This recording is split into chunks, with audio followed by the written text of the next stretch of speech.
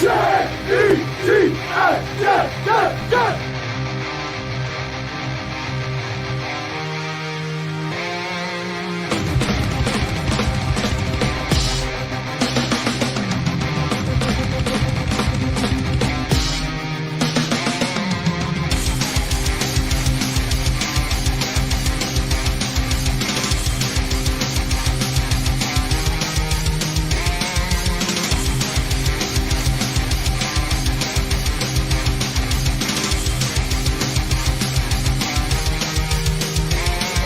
job today, man.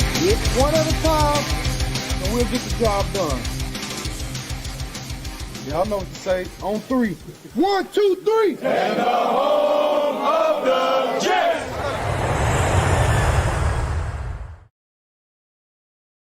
Good evening, everybody, on another very difficult Monday as the Jets lose a heartbreaking game. 0-3. A lot of things to complain about, a lot of overreactions we got to kind of keep in check because it's getting a little crazy out there in social media with Jet fans. Bubs, how you doing, man? Tyson, how's it going? Thanks for having me back on. Yeah, another one of these Mondays, 0-3, still searching for our first win. Frustrating loss yesterday. Just the typical bring you back up with the Will McDonald touchdown just to tear you right back down with the defense giving it up at the buzzer. But looking forward to diving into this one. Yeah, and it's funny because I'm going to start with this. Our good friend Jose says, don't dance until the game is over. To be honest with you, the criticism that Aaron Glenn is getting for celebrating Will McDonald's touchdown, I think is absolutely ridiculous. Of all the things to complain about this team, we're complaining about a coach that has invested so much passion and energy into this team to see a credible play, to celebrate what his team had. Dude, how is that a problem, dude? Like like, we're just nitpicking now and finding things like it's just the criticism today is just crazy, dude. Yeah, I'm right there with you. There is certainly things to criticize with Aaron Glenn, this coaching staff, this team. Rightfully so. They're 0-3 coming off of another loss where, for the most part, they look lifeless for 3 quarters. It looked like we were in for another Buffalo game back-to-back weeks. But criticizing him for celebrating on the sideline just doesn't make sense. And all of these years, we kind of criticized, I guess, Saleh for not showing any emotion. Glenn shows emotion, and now we're criticizing him for that. So the whole celebrating thing, I don't get it. Like, what do you want him to do? Just stand there and with his arms crossed like Saleh and do nothing? If he did that, if he stood there all solemn and quiet, like, oh, this guy's got no emotion, he doesn't care, he's not about winning. Like he's in a no-win situation right now where you're 0-3 when he's he's trying to inspire his team, he's trying to rally his team, and there's a lot of things that go into this. And I'm guilty to myself. Like the instant reaction yesterday, we talked about it, was I was pissed, I was angry, I'm mad.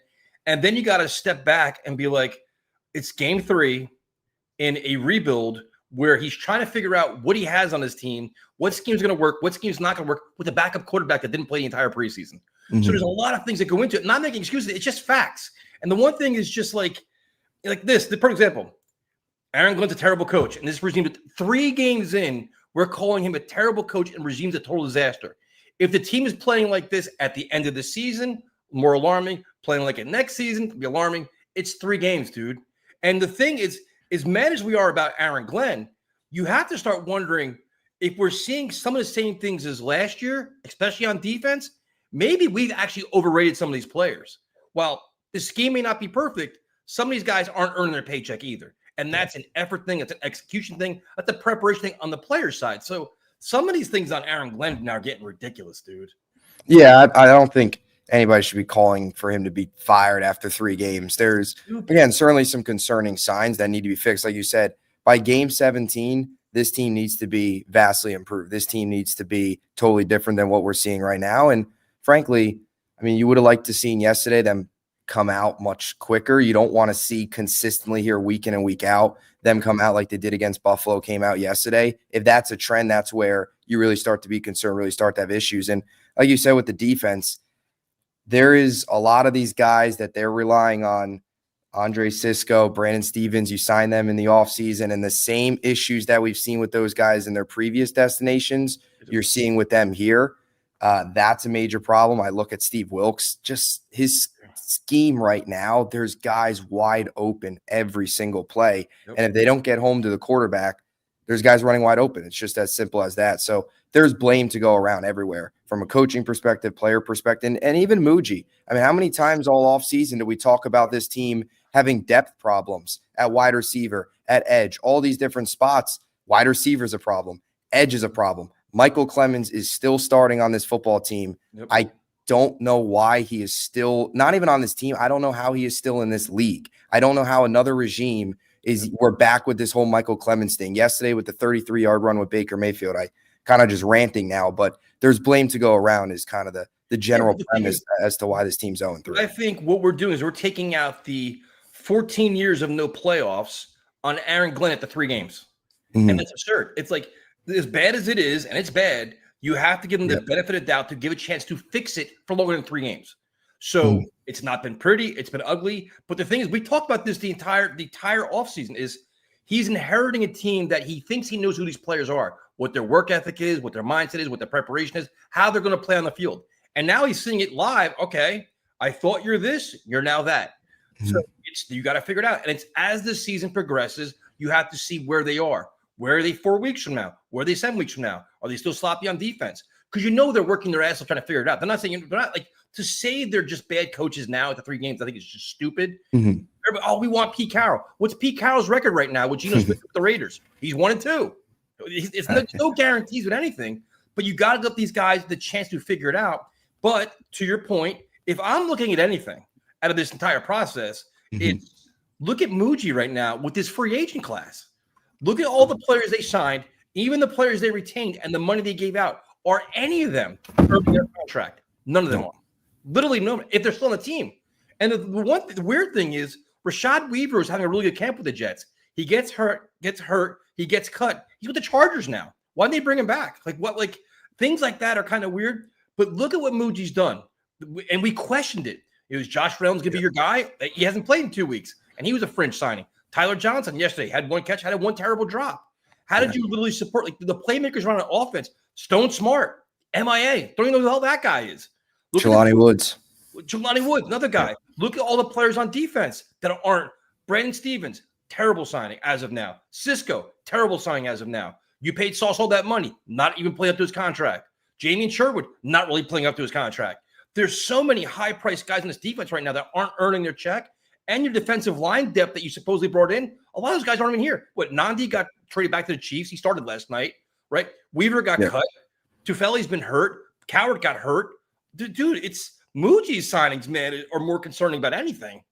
Yeah, his first offseason's been really bad. The only 2 things I'd give him credit for is the Jawan Briggs and Harrison Phillips move, because Briggs has been solid. Phillips has done some good things.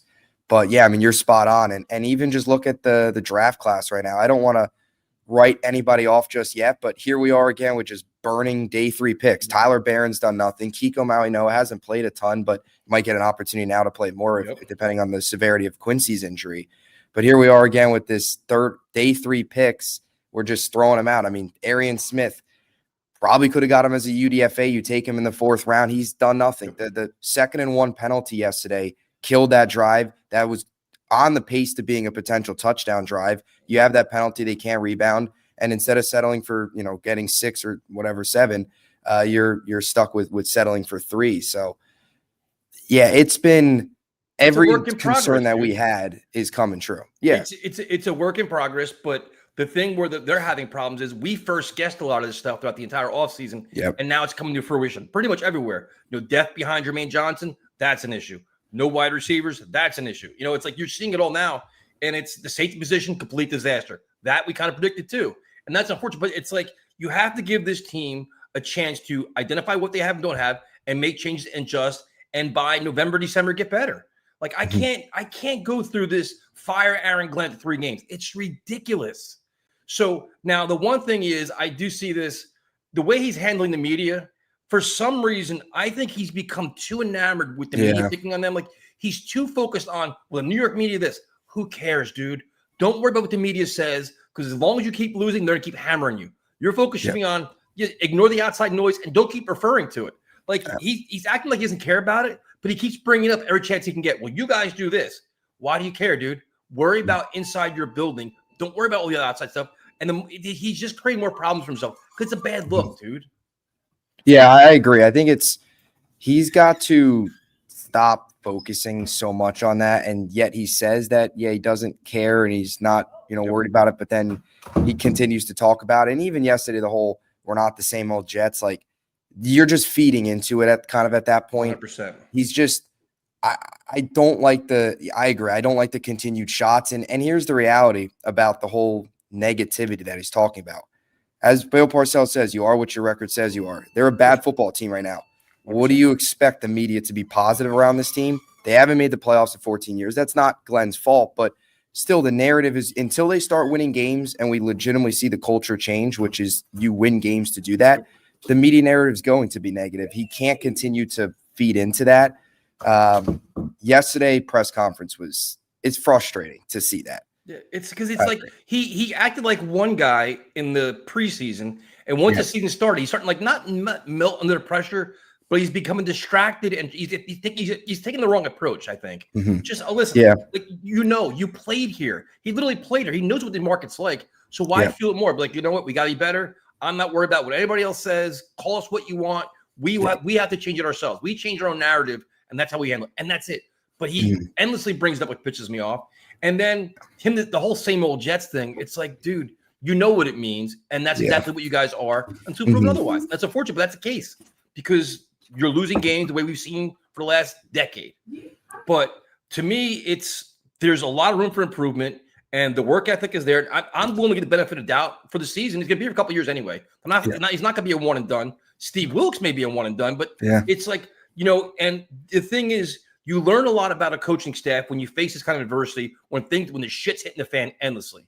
So now it's like, your defense is awful, legitimately awful for 3 quarters yesterday. You started figuring out, does Aaron Glenn say, okay, listen, I got to start calling plays. I got to assert myself more in meetings because the things they're doing wrong is fundamentals. Like the tackling, like we mentioned that Bucky Irvin play yesterday, which was absurd. You had literally 8 Jet defenders sitting there like ants chasing a piece of food, and it was embarrassing. But it's only been 3 games. And the 3 games, they've given up, 30 points a game. It's terrible. And the tackling looks awful. And now it's like, okay, now Glenn talk this talk. If you see Brandon Stevens playing this poorly, why not put AZ Thomas at corner and move Brandon Stevens to safety where you're having problems anyway? Like, I want to see him hold guys accountable, hold himself accountable, and make adjustments real time as the season plays out. If he does that, it's like, okay, listen, this coach is learning and he's modifying things. If he keeps rolling out the same shit week in and week out and the same results, then you start saying, okay, this is a problem going forward. Yeah, the continued loyalty to Brandon Stevens and things like that, it's unacceptable. And Michael Clemens, like I said, still shouldn't be out there. It's one thing I think the biggest thing with Glenn right now, it's one thing to yell at him on the sideline and do all that stuff. Take him out of the game. If you're committing penalties, you're getting burnt in coverage like Stevens, take him out. You mentioned AZ Thomas yesterday when he was in for Sauce. When he was dealing with the protocol for concussion.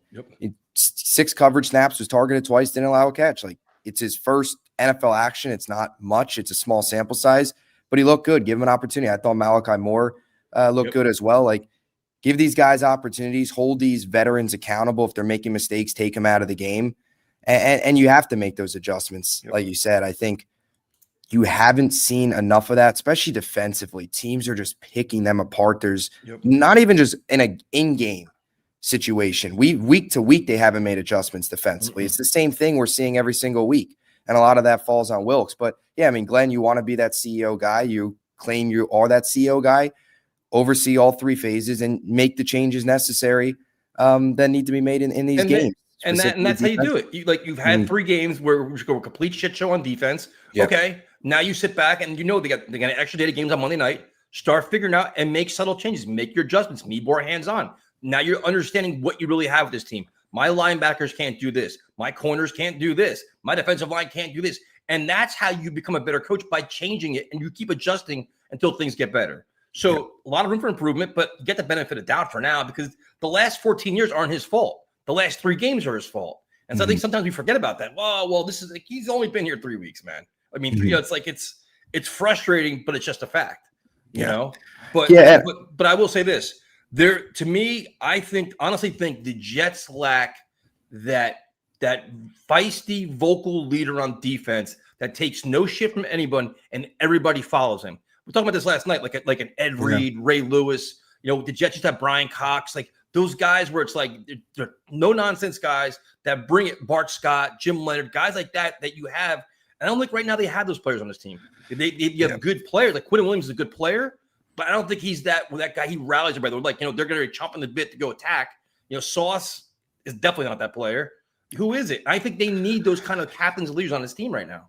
Yeah, I think they're really missing CJ Mosley, specifically on defense. Not saying he was on that type of level just in terms of play and production like a Ray Lewis, but in terms of a leader, his smarts, his communication, defensively, you never saw this type of stuff where guys were just wide open. I mean, Sherwood at times looks like a lost puppy in coverage.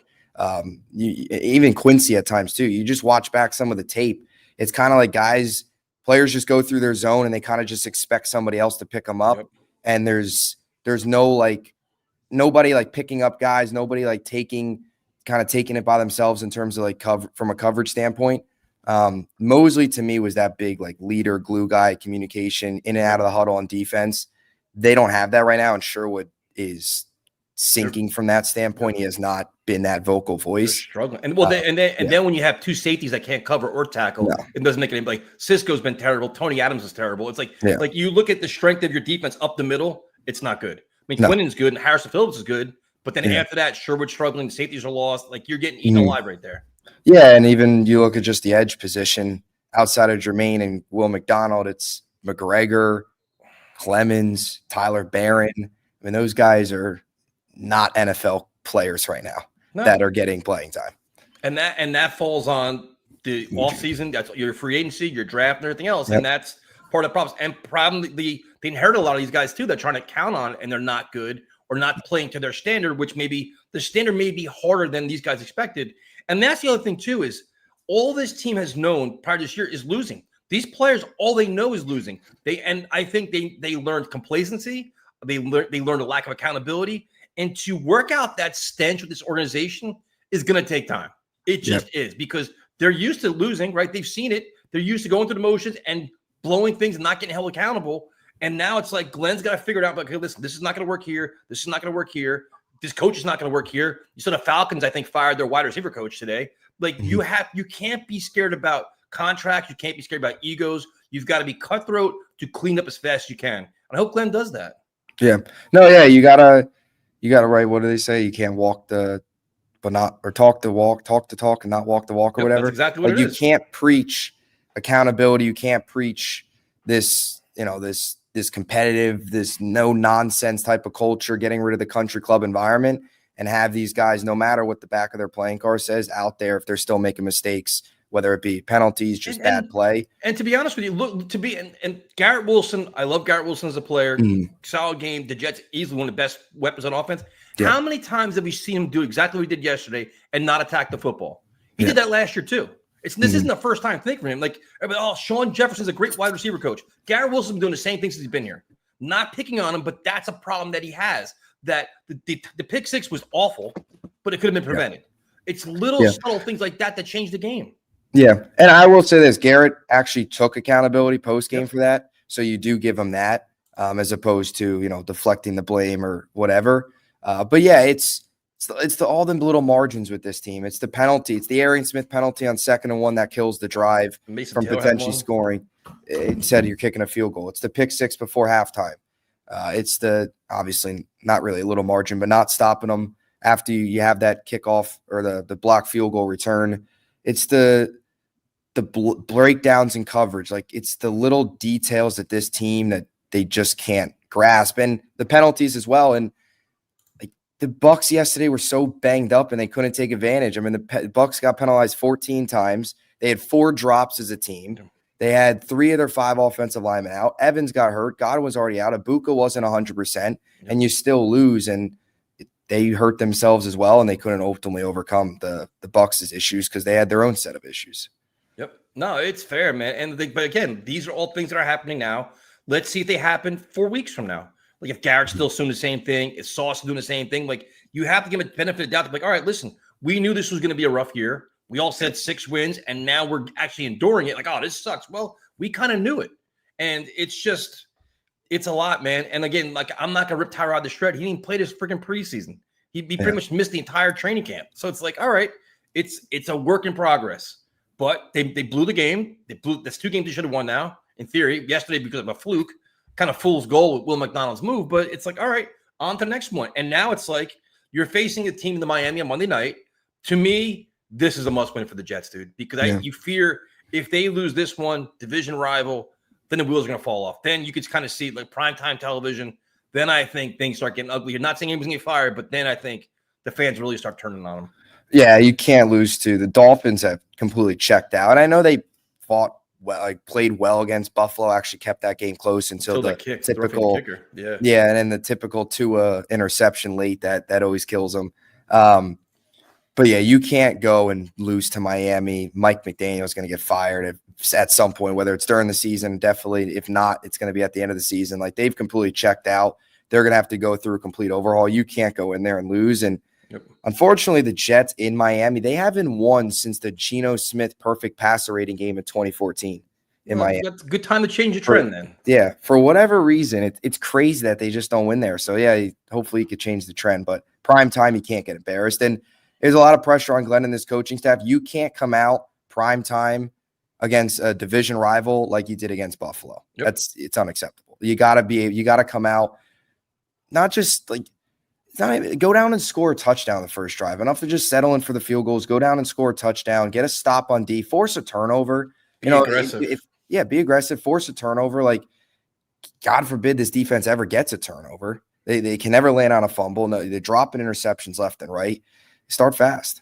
Well, yeah, and it's on Glenn to figure it out. And the one that really bothered me the most, it seemed like a lot of Steve Wilkes pissed off a lot of people because John Gruden absolutely roasted the hell out of me before the game. He was saying, like, against the Buffalo film, he was like, they ran the same play 6 times against the Jets, and the Jets didn't stop making adjustments. So it's like, all right, there's a lot, but you got to figure Glenn's smart to realize what's going wrong here and identifying, like, all right, man, this is not what we expect.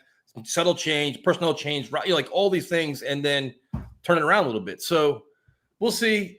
It's gonna be interesting, man. I mean, I can't do this whole fire people thing every week. It's crazy. And I'll say this, just on the topic of the Miami game, I'm not incredibly confident.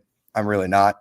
Just with the way this defense is, like I could see exactly that comment right there. Hill, Waddle, Achane. I mean, they struggle against the run. They can't tackle. They don't force turnovers. I mean, you got to be able to force a turnover against Tua. He is the king of turnovers. But the speed, the receivers, like they've got weapons still over there that can torch this defense, and I'm worried about that. Well, then blitz Tua and hit him. You could see the way to beat Tua is not hard. We've known this now. His arm is limited. It's almost like I'm older, so the whole Chad Pennington defense. You know he can only make certain throws. You kind of keep the players in front of you and beat him up, and he'll give you the ball. He'll throw it. He'll throw turnovers. So turnovers is something that Jets don't get either. They can't recover fumbles and they can't pick the ball up, which is they can never jump on a fumble. It is unbelievable. The ball's on the ground. They can never jump on it. It's crazy. And the Buccaneers do right away. Oh, of course. Every team. The Jets can never recover their own fumbles, and they also can't recover anybody else's fumbles. It's just terrible. And then to Elmo's question, how soon do you expect Glenn to take over play calling duties? I'd say week 8. I think they're going to give him a few, probably the first half of the season, unless it gets really bad. I think he may even do it without even announcing it. He just kept really more involved in the defense. Yeah, I can see that right around the bye. Yep. And if this defense is like, if they struggle against Carolina, they could struggle certainly against Miami, and that's the big thing too. Like when you get later in the season against New Orleans, if they're still struggling against those teams, that's where you really got to be concerned. Whoever's at that point play calling, but coaching, all that stuff. Like if you're still having these issues, and this defense just screams 2021 all over again with just the way that they. And I have a problem with that. 2021, they didn't have talent, and in my eyes, this team has talent. They're just not playing to their level, or they're grossly overpaid at several positions, which is a bigger problem. I think that's a lot of it. Like I think Cisco, Stevens just aren't good. And I think the Jets are learning the harsh reality of they were banking on these guys to come in here in this system to improve. But Sauce hasn't been good either. Neither Sherwood. Sauce hasn't been good. Sherwood hasn't been good. Quincy was good yesterday, but prior Michael Carter's been terrible. Actually, in some areas, as much as Stevens is the number one culprit, some areas Carter's actually been just as bad as Stevens. Yep, I agree. He has been awful. He was like one of the best slot corners in football. Oh, yeah. He got paid. He's been hurt and been subpar since then. Yeah, he's allowed 7 catches this year for 94 yards, and I'll throw another stat. His grade is he's got a 44.5 PFF grade, which is the second worst among all slot corners. And here's another stat for you.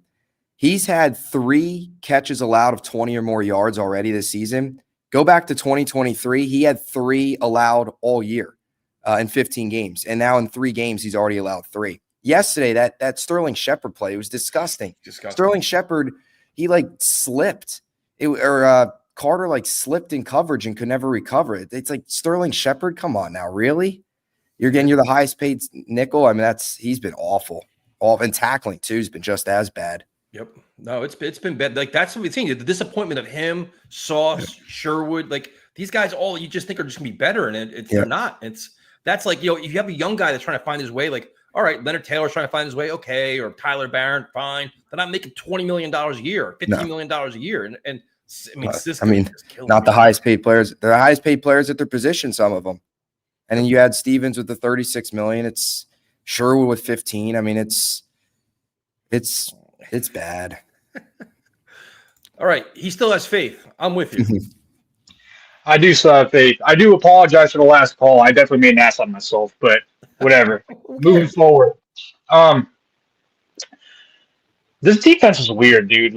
They'll play garbage for a majority of the game, and then we'll fumble in our own territory, and then they'll make a 3-and-out stop, and they'll hold them to no points. Yep.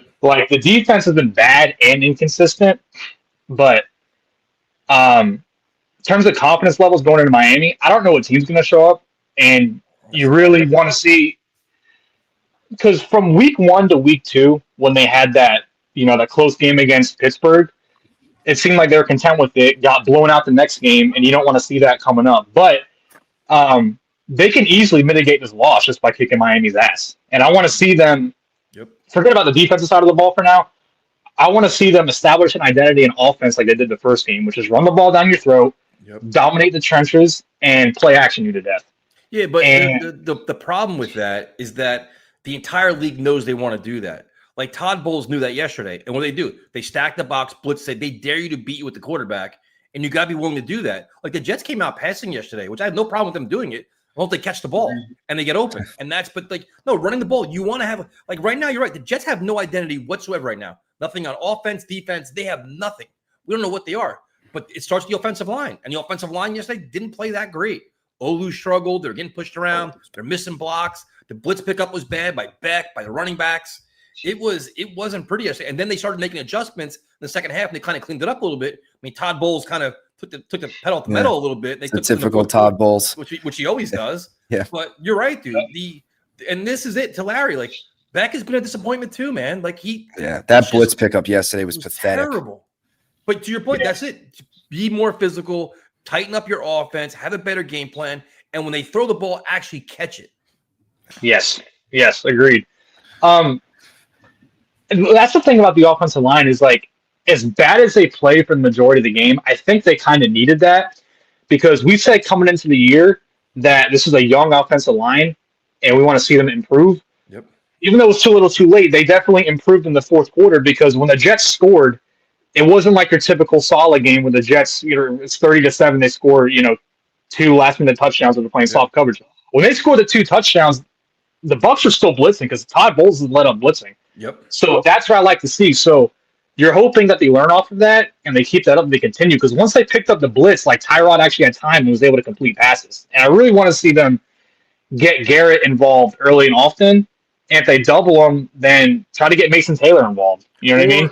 Or start lining Brees up as a receiver. Use Brees as a receiver. Put Braylon in the backfield with Isaiah Davis. I mean, the tight end position is a complete joke. Ruckert and Stone Smart are just lost in action right now. If you're going to get nothing out of the tight end position, you're going to have a long night, because the wide receivers there's nothing there.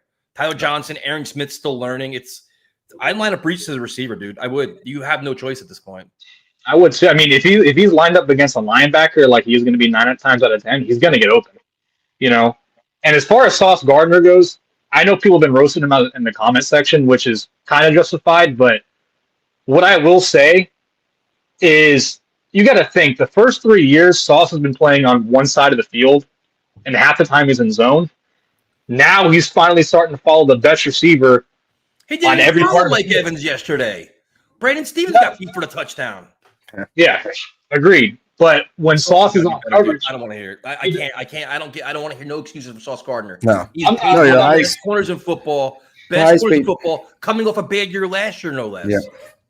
And I the agree. tackling's still an issue. 100% it is.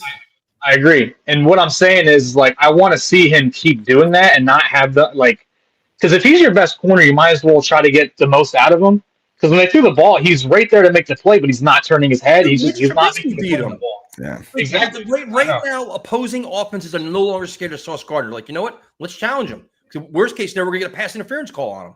Like the 3rd and 29 yesterday was ridiculous. Yep. And as an individual, you hope that Sauce responds to that next week and redeems himself. But, I mean, if the secondary is going to be this bad, I just say fuck it, man. Find a way to get to bring pressure every chance. I mean, the best way you can help out the back end is by bringing pressure. And I feel like the Jets, the one time they look okay on defense is when they blitz.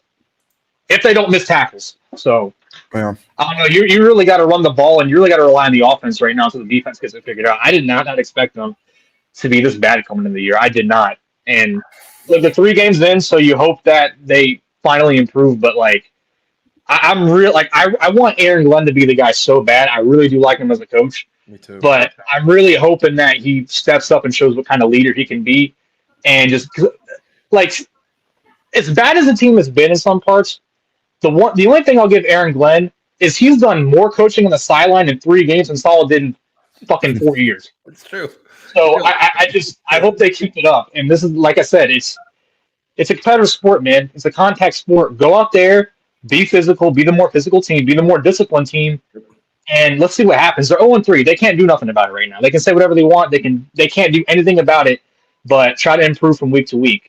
Get to 1-3, come back home against Dallas and see what happens. Well, the thing is, too, is you learn a lot about your staff in times like this. When you're winning, winning is a great deodorant. You can ignore a lot of things when you're winning. Now everything's being exposed. Full exposure when your team's playing like shit on offense, on defense. There's coaching issues. Now you find out what kind of staff you really have because they have to make adjustments. They got to figure it out because you're 0-3. Like I expect a big time effort Monday night. I do. Like, and the standard has to be higher. Like, well, dude, they have to be better.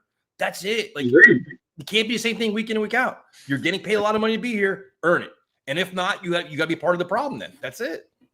Agreed. And the one thing I really want to see out of Aaron Glenn this year is when they finally get a win, are they going to get better next week or are they going to lay an egg, especially after the bye week? Dude, I'm with you. like, I'm a young fan, man. I'm a young fan, but like, me and Bubs are pretty much the same damn age. Bubs, how many times have the Jets had a big win that looks like a big win that come out the next week flatter than a damn pancake? That's the culture. They don't know how to handle adversity. They don't know how to handle success. They don't know how to handle bye weeks and West Coast games. But that's what this organization's been. That Glenn's got to get rid of all that stench, which isn't easy to do.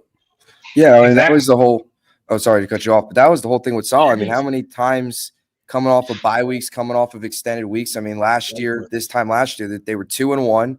You had the 1-2 Broncos with a rookie quarterback coming into your own building, coming off a big win against New England. They had 10 days to prepare. They weren't ready. Even later on in that year, they had that Thursday night win against Houston, 10 days to prepare for the Cardinals. We all knew James Conner's a threat to run. He ran all over us. They weren't ready for him or Kyler.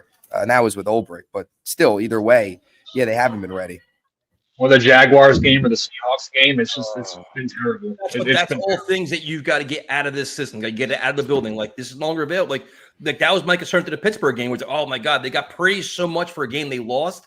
How are they going to respond to it? And they came out like dogs, and it was terrible. And, like, all right, lesson learned. Yeah, and yesterday was more of the same with the way they came out. Like you guys were talking about with Bowles. He blitzed 63% in the first half. He blitzed, or the first 3 quarters, he blitzed 23% of the time in the fourth quarter. So that was a 40% drop off there. And we all know with Bowles, the late Bowles defense, he's just give up the lead. And we all, remember those days. Even Rex. So, yeah. But so just to that point of like, you've got to come out fast on Monday. Enough of these slow starts. That was a big issue with Salah, was the slow starts, and we're seeing that now, which is a problem. Nope. Dude, I would do play. I'd first play the game. I'm doing play action. I'm just bombing that shit to Garrett. I don't care. Arian Smith Like you will see. The thing is, will, like I was wondering if I think Tyrod Taylor's a little more conservative than Justin Fields is. If Fields is playing first play, Arian Smith deep, like throw the ball deep and just open everything up, man. Let this kid throw the ball around a little bit. Like you can't think it's not going to be ultra conservative. You just can't. Agreed. I mean, don't play scared to lose. I mean, play to win. You know, and that I wanted to. And another thing I want to get to is the fourth down call. I like going for it on fourth down. Stop running the ball up the middle of Braylon. You got Tyrod stop being 8 yards in the backfield. Exactly. I know.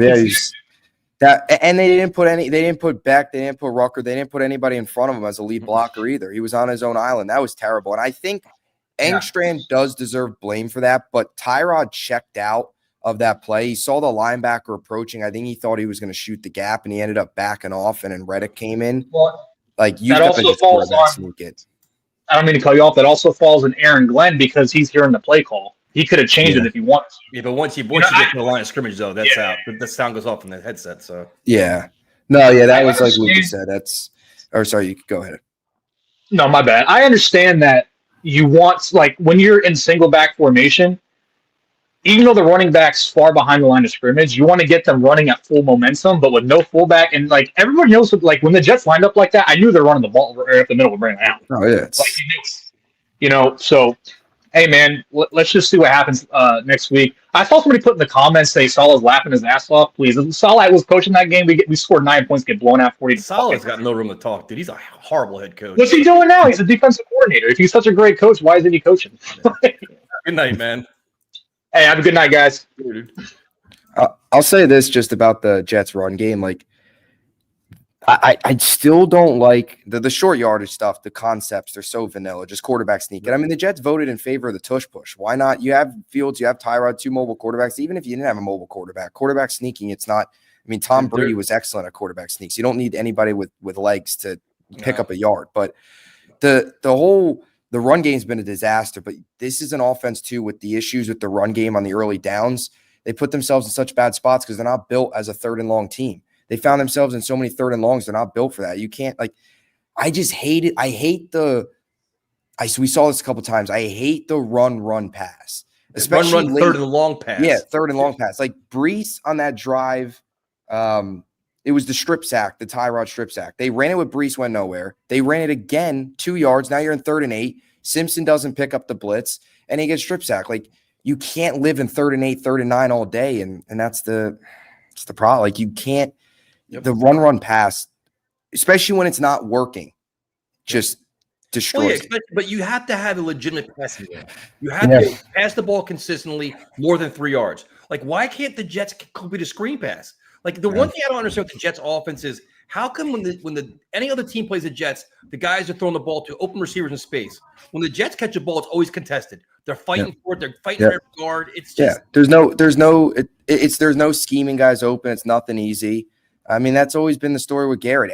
All of his catches have been so tough throughout his career. Nothing's been easy for him.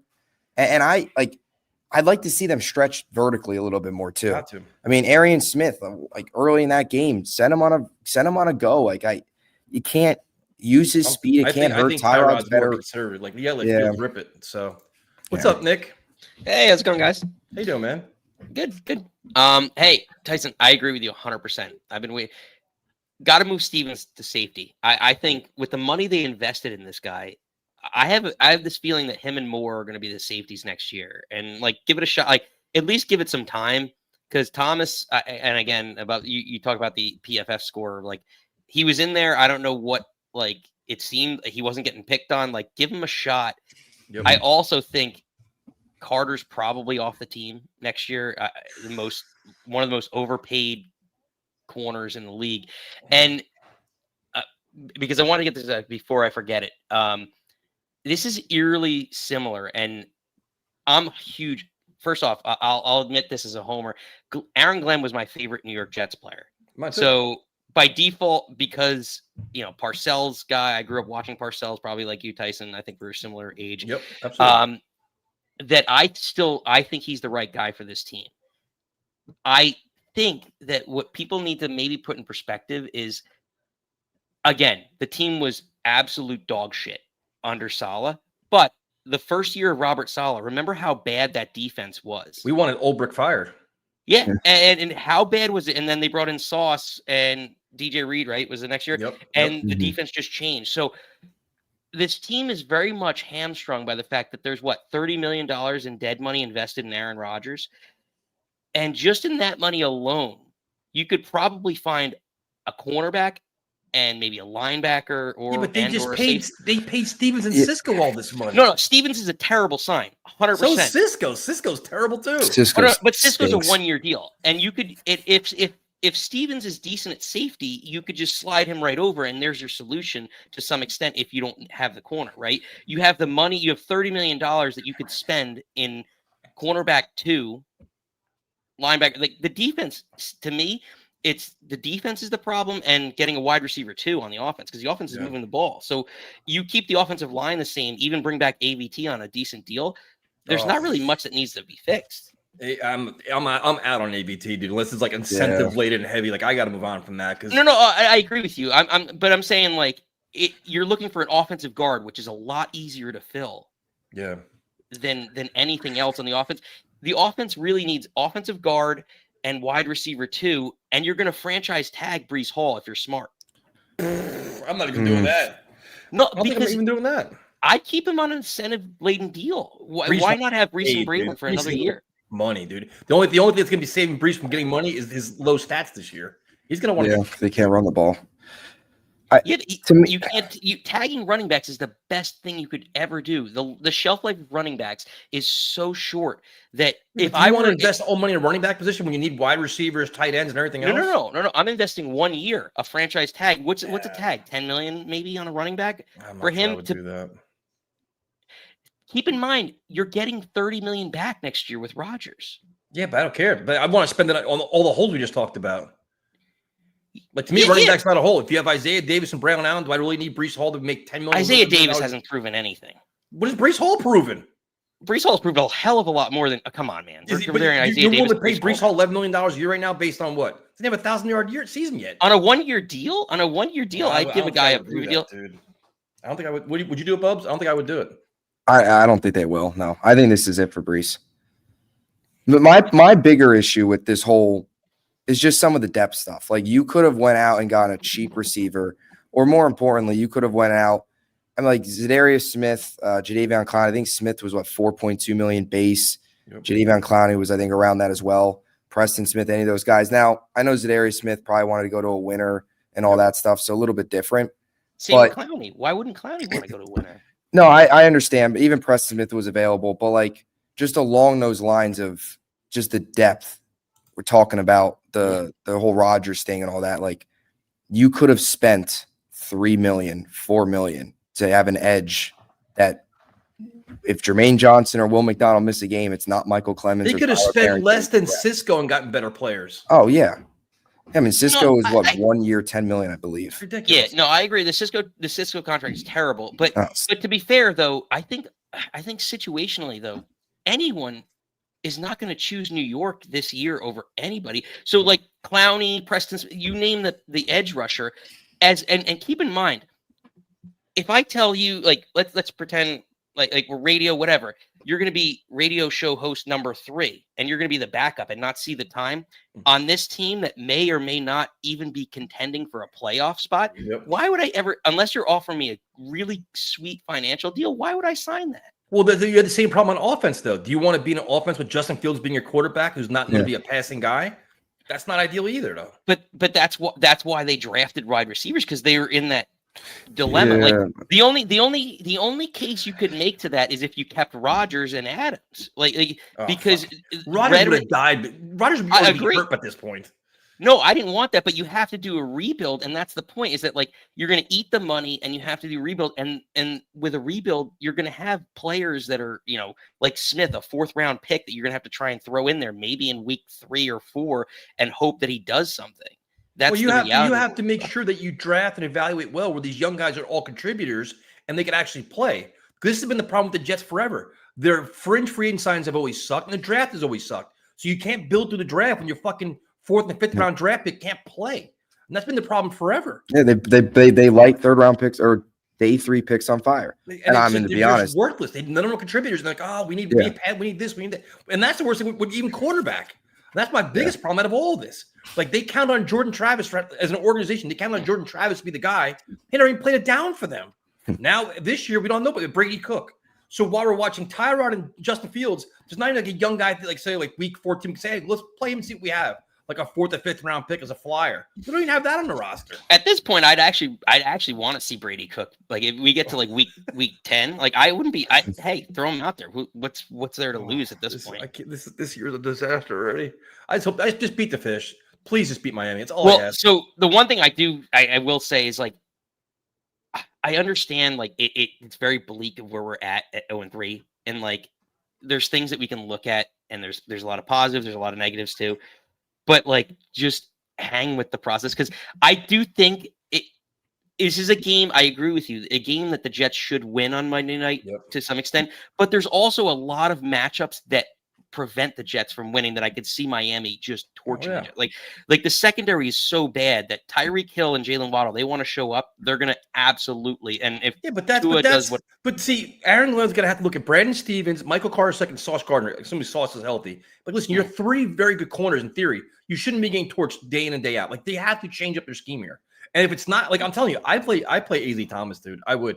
Like if I'm going to lose, I'd rather lose young. Malachi Moore play, AZ Thomas play. Like let these guys get all the playing time they can because they can't be any worse than what we've already seen.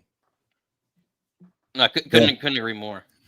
What kind of are those helmets signed behind you to like you're over your shoulder? Yeah. So there's a lot of everything up here is the first round picks. So like Jermaine Johnson's up here. We got Will McDonald, Sauce, Garrett. The backs are the Revis, obviously Revis. Damn. Those are full size helmets. Those are nice. No, those are mini helmets, and then I got the full size jerseys. But and you got guitars too. What the hell's going on back there, dude? Music, Jets, and pro wrestling. That's me. So you play guitar? Yeah. In a band? No, years ago, not anymore. Good for you, man. That's awesome. Pretty cool. Yeah, man. But hey, guys, I listen all the time. I was been waiting for you guys to do something like this. So glad you guys did it. Awesome, man. Thanks for calling. We appreciate it. Hey, pleasure. Take care, guys. Good night, man. All right, Tyson, I've been watching you for years. Christ, I feel old now. You're my favorite Jets content creator, a Bills fan for 45 years. I support your Jets Monday night. I bet you do. Because Miami's a threat. So thank you, Ricardo. I appreciate it. Thank you for the super chat.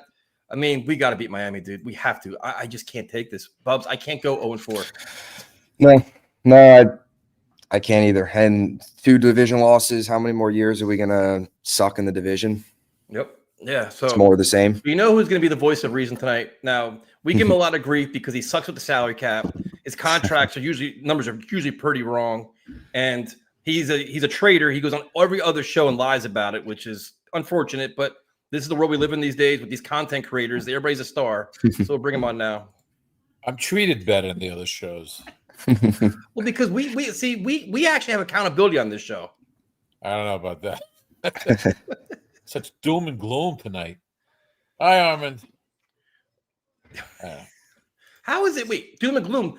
I was bringing up the point that you can't put 14 years of losing on Aaron Glenn. It's only been 3 games. No. You got to give him a chance to figure it out. No. It's that's it. It's I'm tired of seeing the same defense. Yep. It seems like it's like the arrogance of Salah, where it's just no changes. It's got to, we have a system.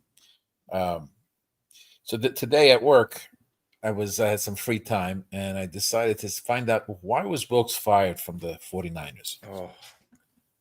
And it turned out not just from the Super Bowl where they had to use they're saying they had Shanahan had to use a couple of timeouts because he didn't like the play call that was going to be against the opposing team's offense. But it was throughout the whole year. It turns out that Wilkes just tends to keep the same scheme all the time a lot. And we've noticed that. There's no adjustments. And when you have this many players confused, something's up in the coaching at that point. Well, I'll tell you, Gruden ripped him to shreds. Gruden was tearing him to shreds about his scheme. And you see other like high-paid analysts saying the same thing where it's like, listen, this Jets defense is ridiculous what they're doing right now. There's no even Tony Romo was talking about it firsthand on TV like last week. Yeah. And look at the three quarterbacks they faced. I mean, Rodgers has seen everything. Josh Allen's at the top of his game, and Baker Mayfield's right up in there in that top conversation as well. Maybe tier 2 when you look at like the elite quarterbacks. They picked this apart. I think that's very telling of guys are running wide open. It's so easy for them to find the holes in this defense. Yeah. Also, they mentioned that when Saleh left for the Jets, a lot of the players were really unhappy. They wished him well. They stood up for their coach. Well, I don't give. You know what? Then fuck them. No, hold on. Why? Because they should have played for him last year. Then no. Hold on. That's not my point. My point was when Wilkes was let go, no players said anything. Yeah, but who cares? No, but that could lead to something where they're not liking this guy. But they didn't like Saleh living. He was a terrible head coach that made them all comfortable, and he lost repeatedly and embarrassed themselves. I'm just noting that because I don't need a best fucking friend. They don't like what this guy is preaching or what he's doing. Who cares about best friend? Oh, I love my coach, but we keep losing. I love him though. We're happy. But still, if you're not liking the coach what he's doing, it's gonna be rough. How did they like what Saleh was doing? What exactly was Saleh doing? I'm just saying with this guy. Yeah, but the one thing they all talked about was his attention to detail, and now you're seeing little issues that they have, like Garrett Wilson, attention to detail, come back and get the ball. These little things not doing right, you could bring up and say, "Listen, you're talking about it, now do it. You've got this brand new contract. You're a leader of the team. Be better. Sauce Hold on to the ball too. Quincy Williams, be better. Jamie Sherwood, you're the captain of the team. Be better. That should be the standard." Yeah. It's not clicking. That's the bottom line. But now you've seen 3 weeks, but now it's up to Aaron Glenn to make changes. He's got to I'm not waiting 8 weeks to take over the defense. I'm sorry. I mean, I wouldn't either. Okay. I mean, I am. But this is. I mean, the way Glenn speaks, he should be making changes now. That's what I think. But make moves. Have a tough call with Wilkes and say this has got to be this way. And if he doesn't, then take away his play calling duties. So how do you handle the offense now? You think Justin Fields starts on Sunday or Monday? If he's off of concussion protocol, yeah. If he's not, that's scary, man. 2 weeks out. It depends on how they feel. If they want extra day, if they give him an extra week, I don't know, but they gotta figure out things, and the play development is slow. You've noticed that? Yeah. It's just not. It's not quick. It's not quick. You know, when you throw a screen, boom, throw the screen. And you've said it, and I was going to say it tonight. Why isn't your second best pass catcher, Brees, lined up as a wide receiver? You got to give the other team reason to put a guy on somebody. Yeah, but you put him out there. You can have Braylon and Isaiah Davis in the backfield, or Braylon in the backfield. You can play chess games with your offensive pieces. But when was the last time they did a quick slant, quick screens, and the guys are actually they never do screens. They never do them. Yeah, and I was listening to Bart Scott. He said they were doing the same play over and over again, and it took them 3 quarters to figure it out. And instead of taking a nice slot when they blitz, a nice slot receiver, boom, and you would have been gaining yards left and right. Three quarters to realize that. But they even do dumb things like, the 4th and 1 play that Bubs talked about earlier drives you crazy. You knew once you saw Braylon lined up so far in the back, like, this isn't going to work. But then you had the 4th and 12 play. They throw the ball 8 yards to Alan Lazard. Yeah, garbage. There's certain plays that are just garbage. If you line them up, do what you did in the game where you fake the handoff and you run around. Especially because they all went after Braylon. Yep. And fake it. Why can't we fake it? Why was it so difficult to just fake it? Yep. You know? But 4th and inches, you just dive in. This is the problem with the first-time coordinator. This is the growing pains you deal with, and that's the biggest frustration of all this, right? You're not proving anything by saying I'm going to go ram through the wall. It doesn't work. Yep, it hasn't. Look at the tape. But the other thing too is like anything inside the red zone on 3rd down, the ball's going to Garrett Wilson, and the defense knows it. So they lob it to the corner of the end zone, and there's there's 2 corners in the safety that are waiting for him. It's just it's the frustration of a first-time coordinator. But then you have analysts that are saying, listen, there's guys open, but Tyrod's just not throwing. He didn't throw the ball to him. Like you're just like Fields missed some open guys. He did in Buffalo. There's no doubt about that. Yeah. But that's just the Because First-time the focus coordinator is on and getting it to quarterbacks the had number one art. guy. Yeah, that's it. They're not opening up. Like you said, I think the first play is you throw a deep bomb, even if you throw it over his head. We're not afraid to throw it deep. use Yeah. Aaron Smith's speed. And- They talked about it for 3 months. Just get him to the point where he's past your defender. Even if you throw it over his head, you know that this guy's going to get past your defender.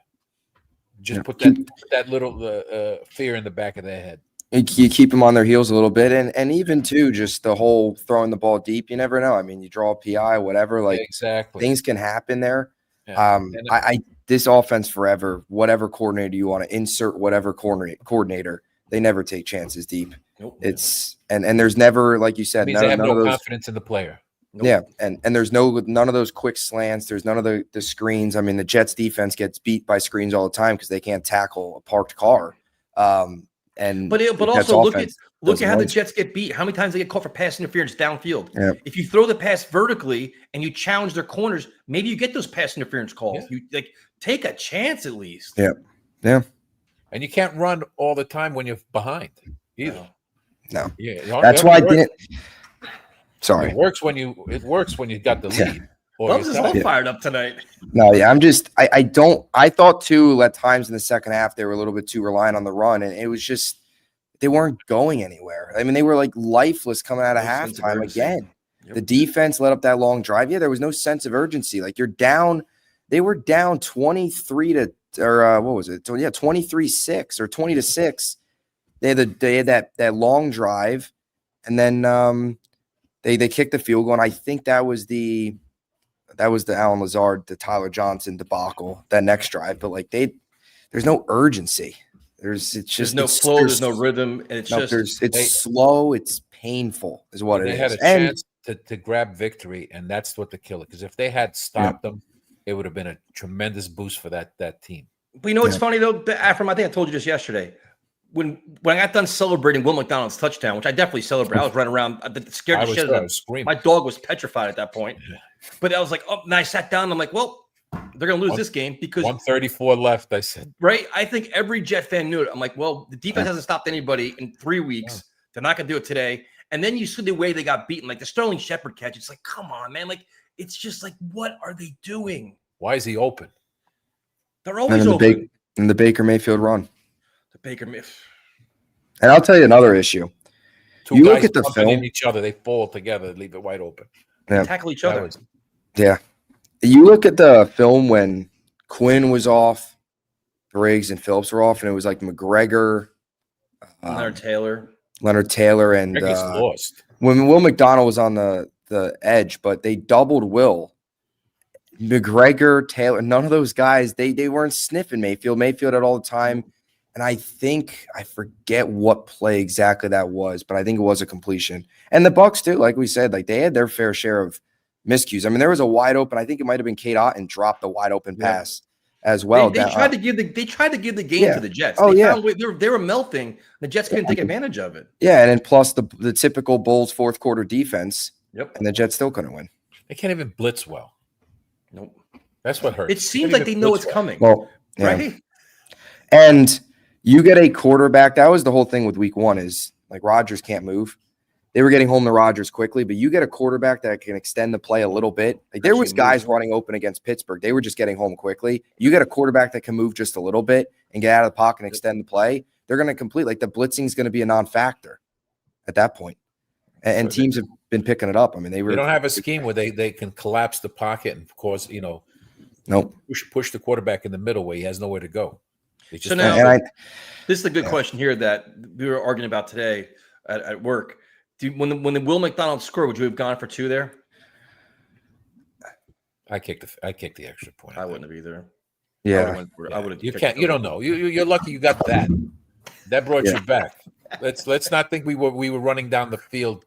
That this was going to happen. You take the point. You at some point you got to rely on one factor, part of the team, and the defense should have played harder or schemed something to put so much pressure. Maybe have him put enough pressure where he throws a pick or something, or more holding calls. You had the weakest line. You should have been attacking them. I know. Yeah, and more holding calls. Yeah, I mean that was Glenn's thing. Is what they got 7 holdings, but he had 1 sack. The Buccaneers had 4 sacks. Yeah, enough of the.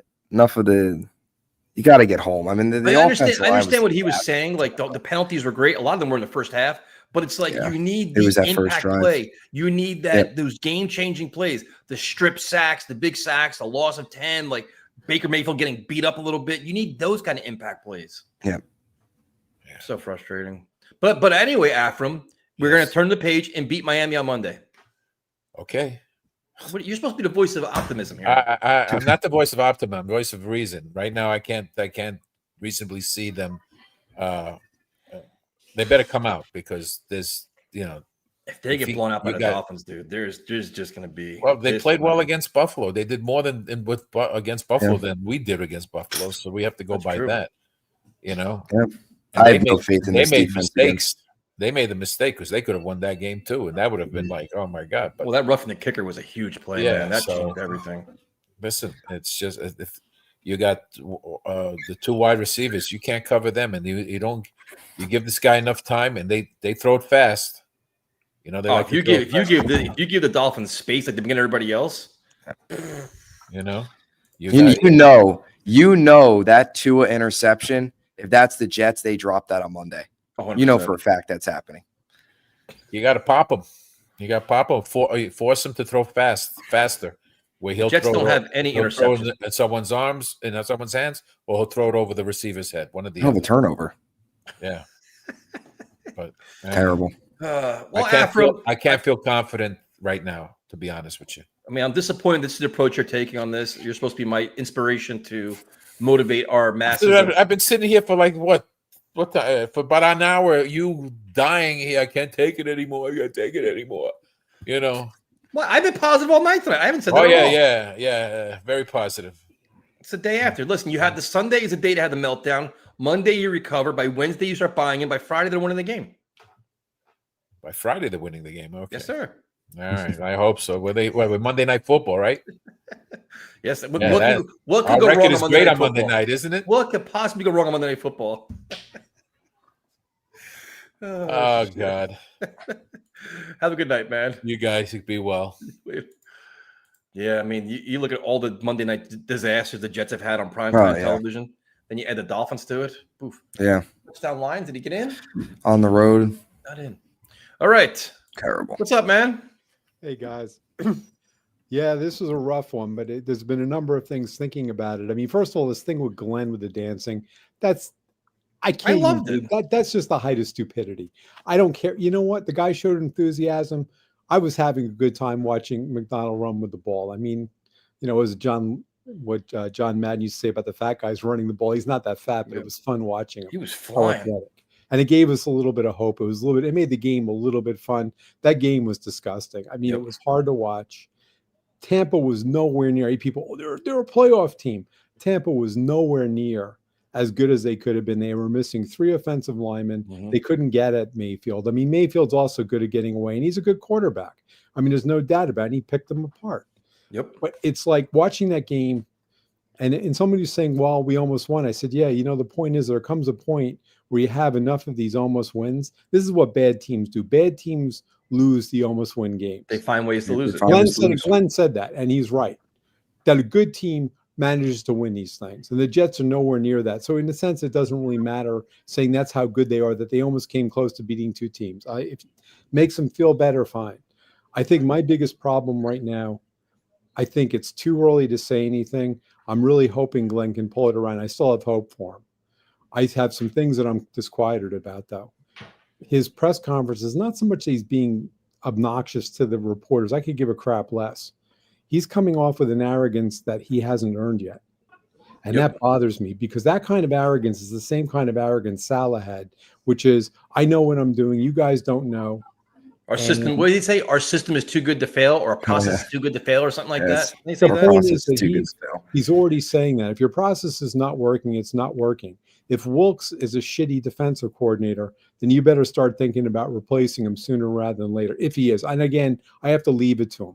The disquieting thing, we have the Jets defense it hasn't looked this bad in a long time. This is a horrible defense. I saw the Jets in the 70s when they had nobody, where they had like three-quarters of the guys were hurt. They played better than this. Well, they did. Like Bubs is right. This is like old brick year one when we wanted him fired. This is that level. It can't be all personnel. Yeah, Sauce is showing problems. I can't believe professionals that this is all them. It's got to be also. But the question is, how many guys that are playing poorly this year played poorly last year? Well, some of them did. Some Sauce? of them definitely did. Sauce had an off year last year, so he's not starting this year on no banner. Michael Carter, when he's healthy, didn't play all that well. I mean, 2 years ago, the Jets defense, though, under Saleh, was the hallmark of the team. They were giving up 20 points a game. And then they all got paid. Yeah. But I mean they did. It's not Michael Carter, since he's gotten paid, has been hurt and playing like shit. This thing about players, the one thing about athletes, this thing about guys getting played, there are guys that play for money, and of course they do. They all want to make as much as they can. Yep. I understand that. But these guys are athletes, man. They've been competing their whole lives. Athletes work differently than that. I don't really buy that. So then I got a question for you then. If that's the case, then I think as Jet fans, we have overrated a lot of these players. We think they're a lot better than they actually are. It could very well be. We can only go by what we're told. And we're told these guys are great. We're told the Jets have a lot of talent, and they do. On paper, they have a lot of talent. The question comes in here, though, right? Okay, so you're realizing that you've got holes in your team.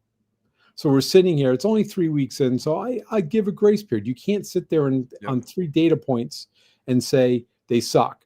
It's not like that. They look terrible. Well, but like, for example, when Glenn, the problem is, then what are you doing to change it, right? Okay. So before you go on, I have one comment though.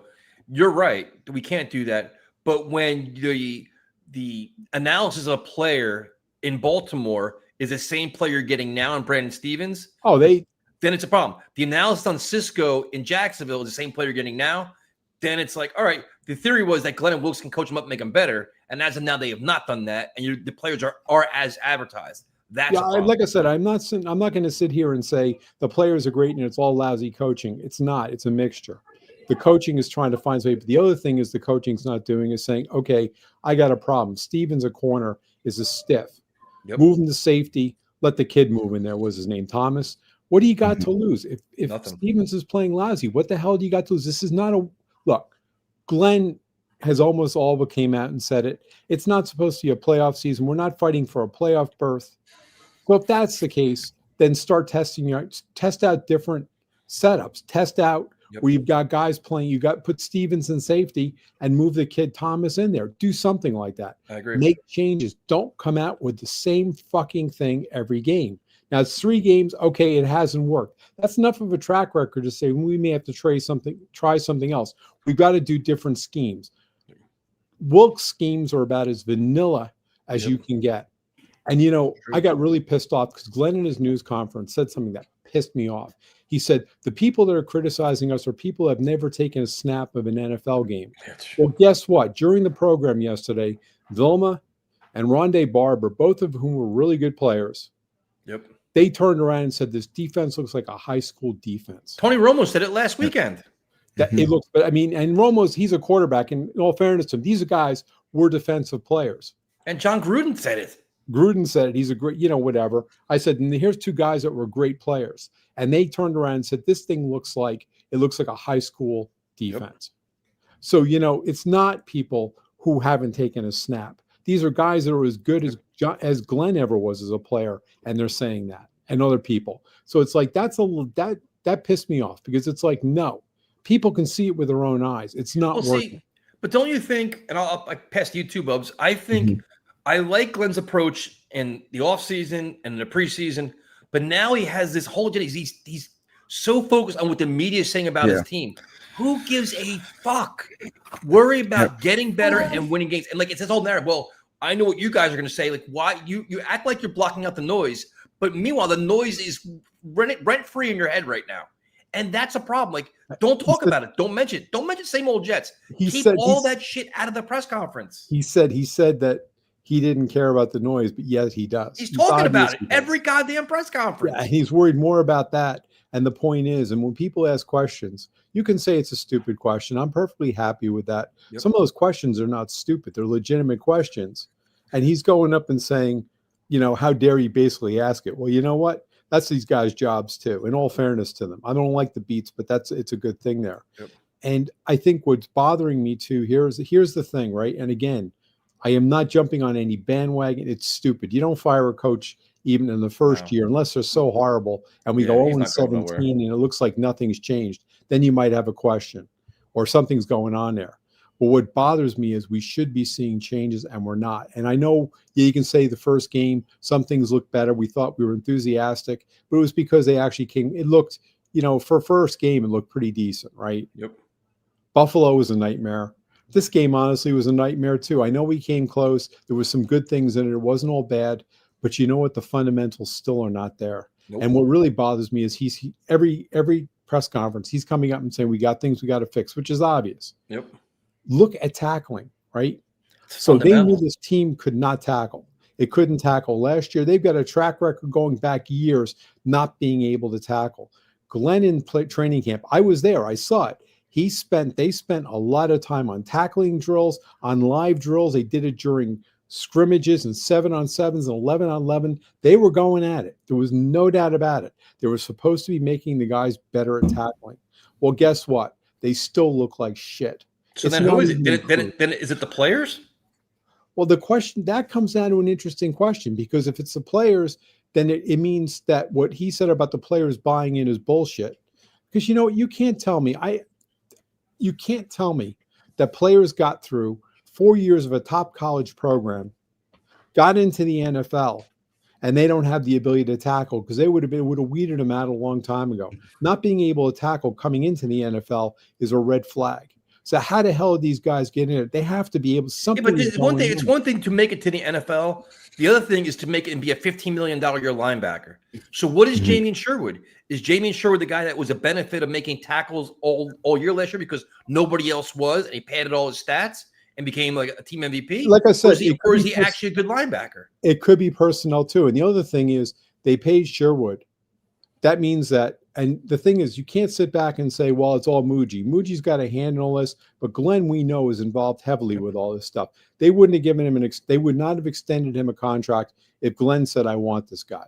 And he must. But the question is, did they pay, is he a legitimate $15 million a year player? Is Sauce being paid one of the best corners of football? He's definitely not playing like that. No, he's Cisco's not playing like that. Stevens isn't playing like that. And like I said, you can't sit back. I mean, my take on this, I don't know what you guys think, but it's very hard. People want to blame one thing.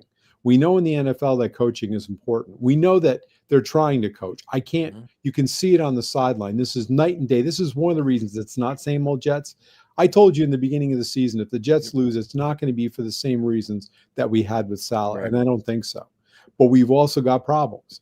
And the thing is, if he's talking about accountability is to themselves and saying, hey, something is not working, our scheme is not working, we better radically change this. Yep. And if you keep coming out with the same vanilla shit week after week, other teams watch the film and they sit there and say, hey, baby, this is easy, man. We know what they're going to do. You can't, even on a running game, and you nailed the head, the offense. I understand Engstrand is new, but Engstrand is coming in with a very, very, they're as vanilla as you can come. They're not using hurry up. They're not using that much pre-snap motion. They use some, but not much. They're not using dual back sets. These are things you can try. You got guys blitzing on you. You go with a dual back set, and they can pick up the blitzer. If you're to be honest, like Buzz, we talked about this yesterday. It was one of the most disappointing things is facing a Todd Bowles defense. Nobody knows better than us because we actually knew his defense. You know he's going to blitz like crazy. And Bubs, how many times yesterday they were completely caught off guard? They weren't prepared for it. Like, how's that possible? Yeah, they weren't. It's free rushers. Or have extra tight ends. Line up Lazard. But you knew it was coming, though. Like, you literally knew it was coming. There was no surprise by this. And the time that they had Beck lined up, he completely missed it. Simpson actually played well, other than the one bad blitz pickup that he had, which was the strip sack, which is a killer. I know the Membu and whatchamacallit, not the guy on the other side, they had trouble. I can understand the young players, but you know it's coming. Everybody knows Todd Bowles. Yep. Aaron Glenn knows Todd Bowles. He's played him. He talked about all week. They're good friends. Film, and he's a defensive coordinator. He understands that it's not his scheme, but he understands that. That's like an old Rex Ryan. It's not all that much different. Yep. The 46. And the thing is, if you know this, but it looks like they didn't plan for it. They're coming in with the same thing. And that's my concerns there. I want to see improvements. They can even be small improvements. And so far, I don't see it. In 3 games, I'll be totally honest, I don't see it. This is great from Jack Skill. First of all, Jack, thank you, man. Only the Jets can spend so much time in the offseason practicing tackling to only be the worst tackling team in the NFL. It's really remarkable. It is remarkable, Jack. It's a Jets thing. Now there's a Jets thing. You got it. You can spend, or you can spend. We can make the impossible possible. Free agent linemen, and you can't get pressure on the quarterback. Like I said, I think my whole thing about this is I think Jets fans are overreacting. I agree. It's early in the season. What worries me is I'm already starting to hear people use terminology like rebuilding, and immediately like, well, we got to get rid of everybody and bring it down. You can't blame Glenn. We got personnel. This is when we start getting into this 3 or 4 year cycle, and that's going to disgust me. Well, but the only problem you do have, I'm not about rebuild either. Like next year, they got to compete for a playoff spot. The problem is you don't have a quarterback. Well, that's the other thing. Now comes in. This is going to be the interesting question. So they chose Fields. We sat back and said, if Fields works out, it's fine. If Fields doesn't work out, he's whatchamacallit. He then becomes a bridge to a young. He's your backup quarterback making $20 million a year. Yeah, well, I mean, actually, I think the way it works, he doesn't make that much next year. Because it's $30 million guaranteed this year, I believe. It's all up front, so they don't. He'd be very well paid to be a backup.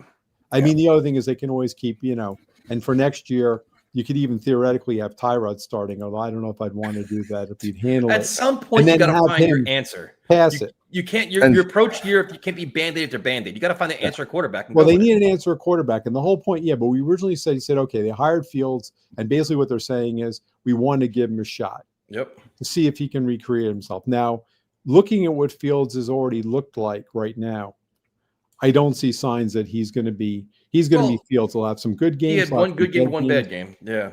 I mean, he was okay in Pittsburgh. Their defense wasn't that great. He was okay.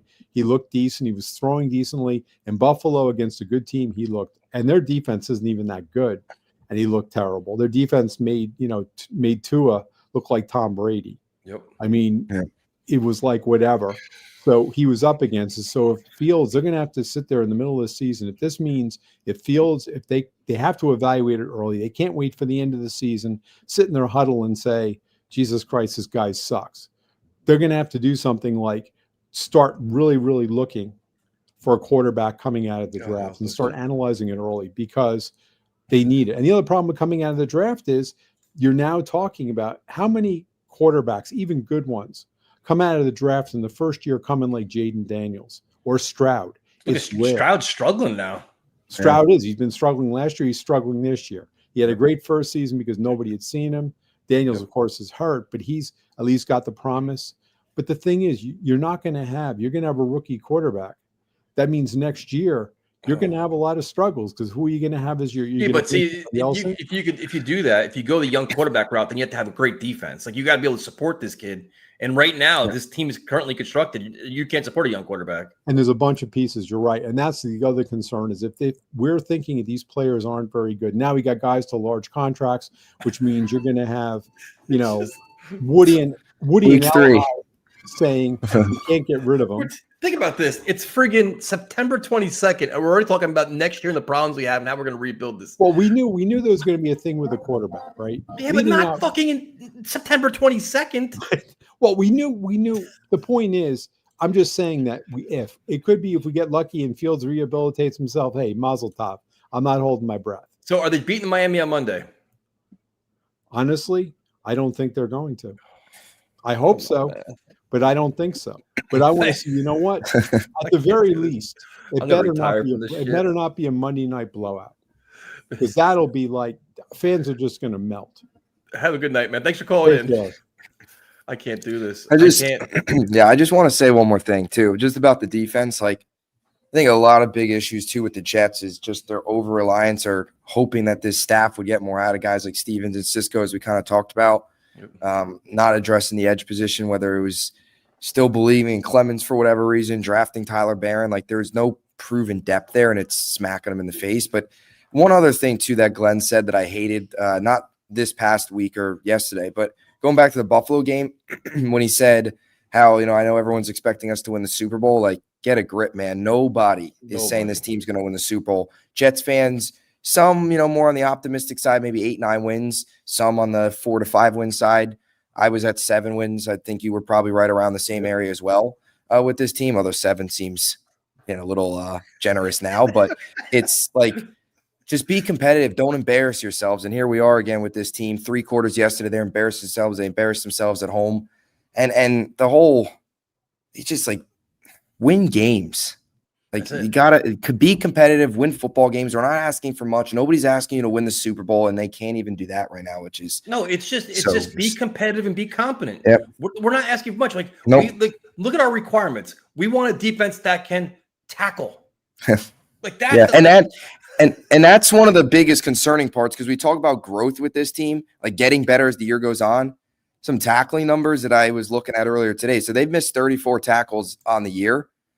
8 against the Steelers, 10 against the Bills, 16 this week. So each week it's actually gotten worse, which is the opposite of what you want. You want to see this team show growth. They've actually gotten worse in that area, just like a lot of other areas from week one. Week one feels like ages ago already. It does. And just one other thing too, guys. I saw a pop up in this chat about just going to games.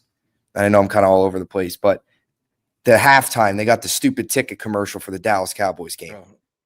What are we doing? It's like a weekly tradition. The Jets are getting blown out, and a ticket commercial comes on, and I want to put my foot through the TV. Like, you have to be out of your goddamn mind to spend money on this team now. Like, I can't do it. And I feel bad for. I mean, I know Jake was in the chat, but I know they had a big event out in Tampa. Like, I feel bad for all the fans that spent all the money, hotels, flights. I canceled my trip. Tickets, I was like, I'm out. to go to Tampa. I mean, just me. Not that I'm, feel sorry for me. It was my decision, but I'm regretting it going to week 1, which is a little different. Week 1, I love to go every single year, but week 2, I was walking out of that stadium week 1. I'm like, I have no interest in coming here for week 2. And sure enough, I was there, and Bills fans surrounded me in the section, like train ride home. It was all Bills fans doing that stupid "Let's Go Buffalo" chant. It's just like the tickets, the money, still asking people to spend money. It's just, I can't do it. I was supposed to go to Tampa. Sorry, I little was rant hang there. out with Ian, do all this stuff. I'm like, you know what? I can't justify it, because I'd rather go to Aruba. I'd rather go to an island, spend all the money somewhere else, than go watch the Jets be poorly coached and play like shit and leave miserable. It's just not. It's just not. So we got the best part of the games is the tailgate and the tailgate. Yeah. So thank you, Phoenix. For every Peyton Manning, you have a Tim Couch and a David Carr and an Achilles Smith and a Ryan Leaf, a Sam Darnold and a Zach Wilson, guys who aren't ready to have nothing to work with. Dude, as Jet fans, we've seen all the quarterbacks, all the bust quarterbacks. We've been through them all. Sam Darnold, we had Geno Smith, all of them. We've been through all of it. That Bryce Petty. Yep. And now it's like, if you want to bring in a quarterback to like a situation where you have a good offensive line and good playmakers. Jets offensive line's a work in progress, and they have 2 playmakers. And that's really it. Yeah, I just the draft talk is I can't do draft talk in September. And to be honest, like in this, I'm just the whole tanking for the quarterback. I'm just that? There's no quarterback to tank for. Yeah, win games. I'm tired of the whole tanking, because that's worked so much for this team. Just win football games for once. He says one in spirit. Are you gonna break out a moral victory tonight? Please don't do that. No, that's the Jets already did that shit for me. Okay. I'm not even already did that moral victory shit twice. This the second game that they decided to do this shit. Yep, it's true. I listened in for information. I looked up information. Ever since week 1, our leading rusher is our damn quarterback, which is not a good recipe. Yep. For Tyrod was yesterday. Yeah, it was Justin Fields against Buffalo, and then Tyrod against Tampa. I thought Brees had 100 yards. Didn't Brees? Oh yeah, that's right. Against Buffalo. Week 1. Week 1. Terrible. And he's had. Sorry to cut you off, but listen to this. Since he's had 19 carries for 51 yards in the last 2 games, which is 2.7 yards per carry. Yep. Combined. Oh, God. And our defense. First off, Steve Wilkes, get him the fuck up out of play calling, bro. It's true. You wonder why you never won Arizona, and then you wonder why you never won. I could have sworn I seen a press, a post interview that's saying, DC that got me out of Carolina. Glad we got the win against him. Well, Baker Mayfield. Mayfield was proud to say that he cut me in Carolina. We got him back. Yep. Oh shit! And then this is the guy that we decide Well, to the thing hire. is, even when the Jets know. hired Wilkes, there was a lot of mixed commentary on him. Like, all right, experienced defensive coordinator that did some good but did some bad. Was at the NFL for a year, not exactly ideal, right, Bubs? The commentary on Wilkes was like, all right, I understand it, but it's not exactly lighting the world on fire. And now you're getting the defense that he's been known to have at times in the past. Yeah, I think the biggest thing with Wilkes is just the experience aspect, because they don't really have that much else on the rest of the staff, and you wanted that former coach in a way that I know he didn't have success as a coach. It was actually a one and done, speaking on the whole one and done thing. But just a veteran guy to have, for Glenn to lean on. It's not, I mean, it's just so vanilla. It's so predictable. Like every play, quarterback drops back, they're going to find a pocket in this defense. And there's no adjustments. It's the same thing every week, because there is that sense of stubbornness with Glenn as well. There's that sense of stubbornness of just keep throwing it out there. It's insanity, really, doing the same thing over and over again. Especially after you had Roma on the broadcast literally saying that they're not disguising any of their blitzes. They're not disguising their coverages. He goes, this is just too easy. And they did the exact shit yesterday. Yep. I just want to know. I understand they had to go O-line first round, but I just want to know what in the blue fuck stopped them from drafting Shador, because he could have been. I'm not saying he could have lit the world on fire in his first year, but he could have at least given Justin Fields a run for his money. I mean, the starting position. I wasn't. I mean, Shador wouldn't. I don't think Shador would move the needle for me at all, to be honest with you. But at least try, because now look at it like this. I just want to understand, right? Jake Browning and Carson Wentz both. Well, Carson Wentz is the guy we wanted 2 years ago. Yeah, but Carson Wentz lit the world on fire this past Sunday, and Tyrod had to come back and stuff. I appreciate the effort at least to get us back in the game, but it's like Brady Cook. Well, I mean, the thing is, like, Tyrod is exactly what he is. He's a very good backup quarterback. The problem is you have Justin Fields, who's a reclamation project, and Brady Cook, who's a complete unknown, undrafted free agent. You wish you had that other guy. Like the Jets wish it was Jordan Travis to be there. All right, he had a big injury, he comes back, he plays, but that didn't work out. And they didn't they kind of just waited on him, and it just blew up in their face. Yeah, and it did. And I'm thinking, like, looking at the defense, how they played, I'm assuming, we're a 4-3 defense, but it seems like we came and played like that because there's so much pressure on our corners that maybe we should play a 3-4. It's just a toss-up right now, really, because we damn near giving up 30 points a game. And they keep on seeing here's the Jets' problem on defense. They can't play zone and they can't play man. It's just what the fuck do you play? Like, right? I'm just sick and tired of being. They can't do anything. Being insulted by the execution on the field. It's like literally, if fans, if y'all decide to go to the game, y'all getting fucked in the ass, because that's literally what the defense is doing. Sauce getting fucked in the ass by number one. He got fucked in the ass against Buffalo, and they had no number one receivers. No, Mitch Trubisky. The thing about Sauce is just everybody's attacking him now. They're not scared to attack him, and the Jets need to do the same thing where go vertically. Like you have Aaron Smith throw the ball downfield. Like go to Mason Taylor more. Like there's just so many things. Like the tight end position is nothing. They have nothing there. The wide receiver group, Josh Reynolds been inactive for 2 weeks. Tyler Johnson is just a guy. It's just, I mean, I'd still give Brandon Smith, one of those guys, a chance. Why not? I mean, they can't get him. I mean, Lazard, I know he caught the touchdown, but he's Skinner, Pritchett, whatever. Like he's a complete net zero. He doesn't do anything. Give Brandon Smith, one of these guys, a chance. Not saying that they're going to be great, but can't get any worse. What is Lazard doing? Al Lazard almost dropped the touchdown yesterday. I thought he did drop it, to be honest with you. I actually thought so too. I thought they were going to overturn it. Like the minute they start replaying, I'm like, oh my god, the ball did move. It did hit the ground. I'm like, Jesus Christ. Like, can we for once be competent in ourselves to be aggressive? I thought that's what Aaron Glenn learned from Dan Campbell, but instead, we went the whole preseason. We know the glaring need was wide receiver 2. Wasn't aggressive to do that. We signed Cisco, who's out there playing disco on defense, Basically, he's doing this in the backfield, just doing all that type of stuff. It's all it was all predictable. We talked about it. We talked about the safety position. We talked about wide. Like it's not like we were like, oh, we're caught by surprise.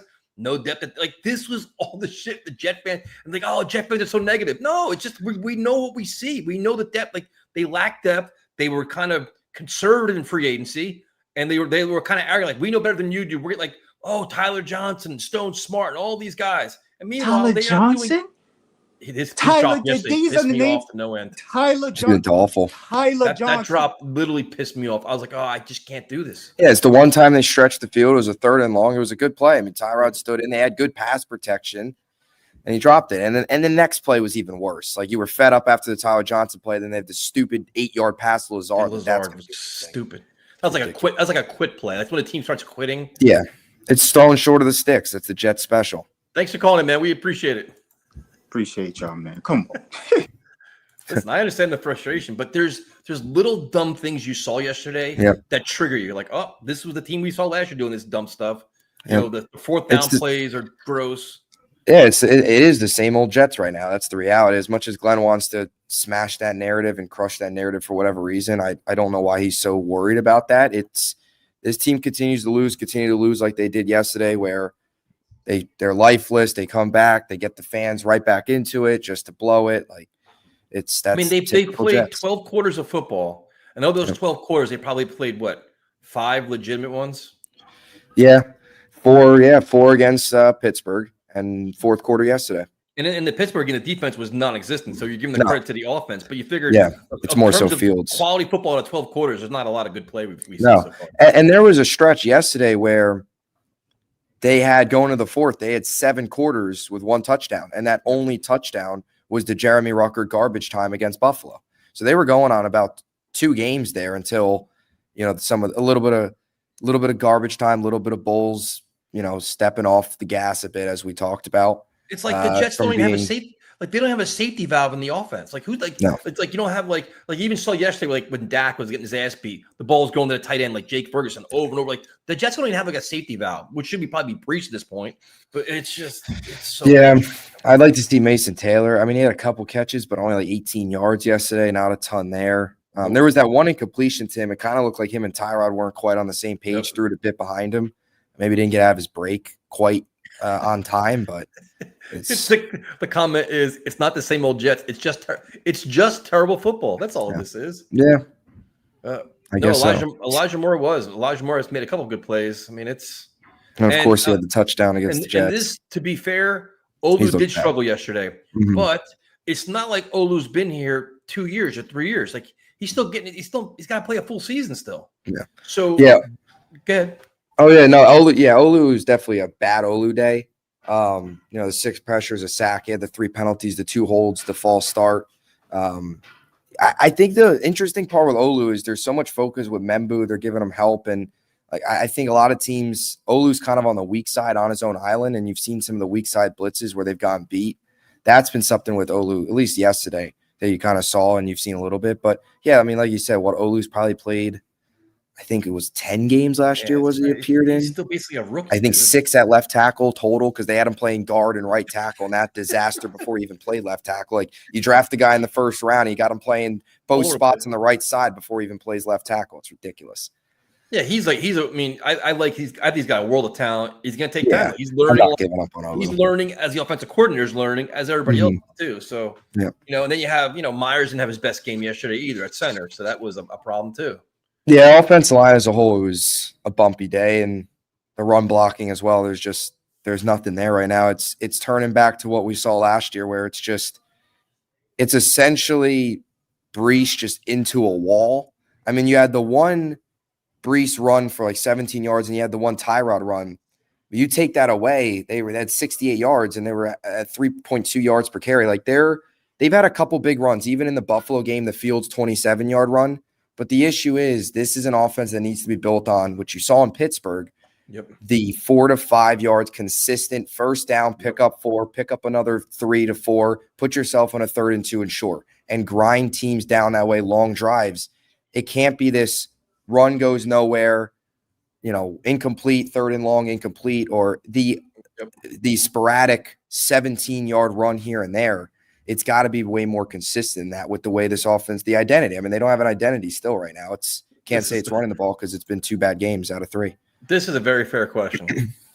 Is Legend in rehab? And I'm happy to report that he's not in rehab, but his drinking is hitting absurd levels now, where he's now trying to have the Fireball apple. Now he's trying to get, so that's a problem. And this ice got him. That's just hysterical, man. No, I'm actually looking at him right now. He's already passed out. It's a mess. He's got to make an appearance on the streams one of these. We'll have to come on next week. The next week's show, he'll come on and share his thoughts. He's our color analyst, but his language is not suitable right now for, even as wild as we are here, his language right now is not suitable for any viewing. It's just not. It's terrible. So you haven't had a streaming him yet. We got to bring him on. You got to talk to him. Yeah, we got to get him on, especially if they're 0-4. That's like, listen, I'll make a guarantee. If the Jets go 0-4, he will be on the entire next show. The entire show he's going to be on. The whole thing. Yeah, that's definitely a must. Gotta get a guest on here. And then we'll get banned co-host because his language is too ridiculous. All right, we will go to one more. First of all, thank you everybody for joining us and watching us. We have our cleanup hitter. What's up, man? Hey, how you doing? How's it going? Good. Now, man? the dancing comment I made earlier, that was a joke. I liked Aaron Glenn's energy when they scored. I thought the dance it didn't bother me at all. No, I said what I He kind of danced like you, to be honest with you. What I heard. When I put it in the chat, I meant it as a joke. Oh, no problem. No, I mean it's cool, dude. But a lot of Jet fans, there was fans that were actually pissed at that, which I thought was ridiculous. I'm like, of all the things to complain about, him dancing on the sidelines after a tremendous play, which I'm sure the players absolutely loved. I mean, I don't care about that kind of stuff. I was more upset about how the secondary played. You and me both, man. Didn't play. It's not good. Play. How you liking your Seahawks right now? Yeah, big Sammy Dimes. That's right. Anybody can beat the Saints. Well, don't say that. The Jets still have to play. Don't jinx us, Jose. If we lose to the Saints, I may not come back on the stream ever again. You know they won't, though, because that'll be like a big draft position game. They'll win that one, as they always do. That'll be so they'll go from 4 to 12 because of that. Yeah, exactly. Yeah. Bob, how you doing? I'm doing good. How's your fantasy team, Jose? My football team was better. I am 2-1. Good for you. It's better than me. How's yours? Right now, I'm counting on. I was down 12, and I had Gibbs and St. Brown going tonight. And I think Gibbs already scored a touchdown, which helps. So I'm gonna be close. Gibbs scored a touchdown. So would you like to coach the New York Jets defense? You're getting a lot of votes right now. Yes. I'd hire, dude. Honestly, I would take you. I would have no problem handling the team. I blitz all game. See, you're already an upgrade. Blitz, quarterback blitz, safety blitz, linebacker. You probably make them tackle too. Yeah. Okay, guys. Have a nice day. Good night. Good seeing you, man. Love you guys. Love you, man. All right, Bubs, we survived it. So now the thing is, one more question. Your level of confidence, Jets, Dolphins, Monday Night Football down in Miami, South Beach. Not pretty low. Scale 1 to 10. Probably this might be generous, probably a 4. I'm actually not feeling good at all. You've got to change your mindset, bro. This is where the season turns right here. This is where it turns right here. Yeah. It would be like typical Jets to win, beat Miami.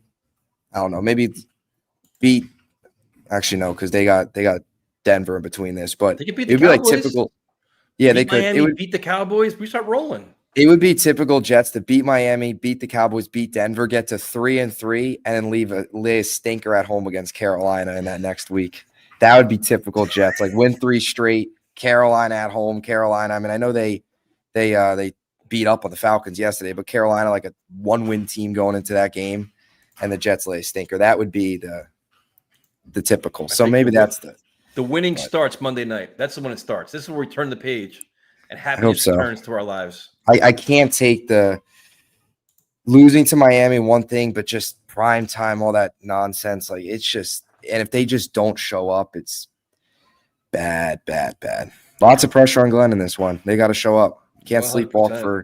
sleepwalk for 3 quarters, 2 quarters. You got to force a turnover early. Do something, like show a sign of life on the road early on. Don't let Miami get anything going. Thank you guys for joining us. Definitely appreciate it. Be live next Tuesday night, because then now it's the game of the Monday. Oh yeah. Following a big Jets victory, and we can all exhale and talk about how great things are again. So thank you guys for joining us. Talk to you next week. Jet!